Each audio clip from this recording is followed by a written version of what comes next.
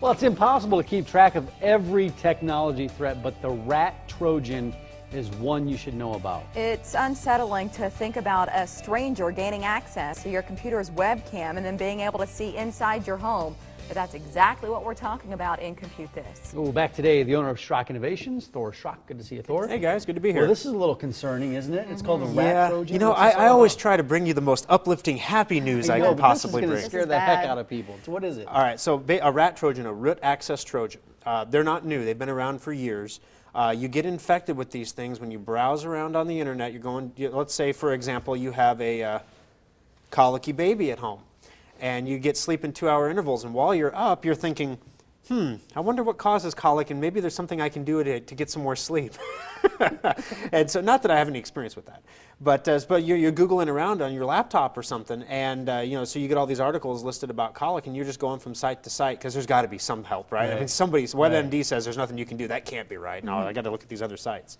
Well, one of those sites, about 12% of all the websites on the internet are actually infected with viruses, and sometimes the site owners know, and sometimes they don't.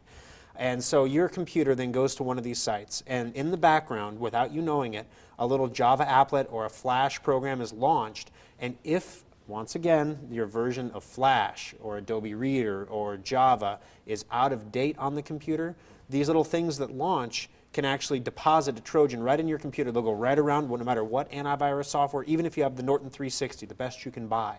It'll go right around that, deposit the Trojan on your computer. So then the hackers, the bad guys that put this stuff out there, your computer reports, ready for duty, sir. And so, oh, there, we got some here. So then they'll sell them with 10,000, 20,000 infections at a time in these underground marketplaces.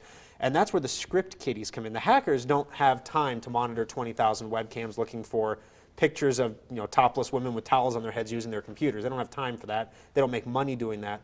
They do make money selling the infected computers to these people we call in the industry script kiddies.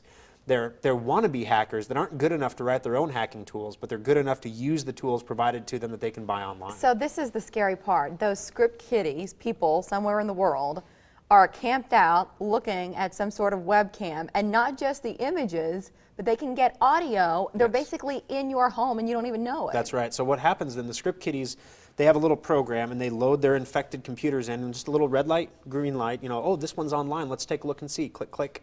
And this is the same technology that's used for legitimate purposes. For example, if you go get a computer from a rental company, like a laptop, and then you don't pay your bill, they can activate the webcam to try to figure out where the computer is at. Or universities will do this. If they provide a laptop to students, they can activate the webcam as a measure of trying to figure out who has the laptop so they can go recover it if they're supposed to have it back. Well, the script kiddies activate the webcam, and they can disable the light. So that light that comes on when you turn your webcam on, the little blue light, that is for your comfort, that you know the webcam is on.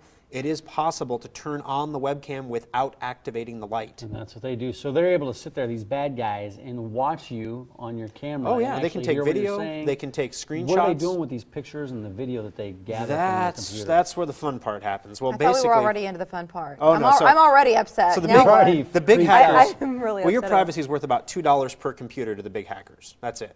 So they have to sell. They sell 10,000 infected computers. They just made 20 grand. So they've made their money. They're done with it. Then the script kiddies, buying 10, 15, 20 infected computers at a time, start going through it. Well, they want to make their money back too. So they look and they see, oh, here's a really good image of something funny that happened in front of a webcam. It's like a really perverted form of America's Funniest Videos, So then they turn around and take the pictures, videos, audio. Then there's an entire underground community where these images and audio files and videos are bought, sold, and traded. But it's not just you doing something funny. It could be you changing, getting ready for work. Yes, it could be you changing. It could be, whatever. If you leave your computer open on the desk, and whatever that camera has a field of view, that's what it could be. And so then they sell and trade these pictures. So there could be pictures of you right now. You're not going to find them in a Google search. This is a completely underground economy. The only way you're going to find them is if you stick your nose into the underground economy, get yourself some Bitcoin, which is the currency they use to transact business, and then see if they're, try to buy some pictures of yourself. We're going somewhere with this, meaning is there a way to prevent this? There is. Once again, I mentioned that, I'm beating on a dead horse here, but once again, the need to keep your third-party software up to date. Windows has become much harder to get through now. So the bad guys have found it much easier. who has the time? You have about 26 third-party programs on your computer that require updates, and some of them are manual updates. Some of them will pop up and say, you should install this update, and you're like, yeah, later, whatever. You know, so who has time to every morning check and see if there's a new version of Java or if there's a new version of Flash out? Well, Secure Updater is a program that does that for you. Every 8 hours, it checks for a new update, and if there is one, it downloads it and installs it silently. That way you know you have the most recent software on So the it computer. closes any kind of loophole that the rat Trojan or another threat might be able to get through to gain access. Exactly, and not just the rat Trojan, but a lot of other viruses as well. The FBI fake alert virus, the new one, the Department of Justice fake alert virus. You know, you've been caught looking at child pornography. Pay the fee with a MoneyGram from Walgreens, and we won't prosecute you. I mean, come on. But people fall for it. Yeah. And so, like I was saying before we went on the segment, I can see the sales of duct tape and electrical tape surging today Yeah, so as what do we people do? tape over their camera Tape lenses. that up. Yeah, no, I do. I have a business card on top, and I just put the business card folded over the top so you can't see the camera. I don't want to have somebody watching me pick my nose or something.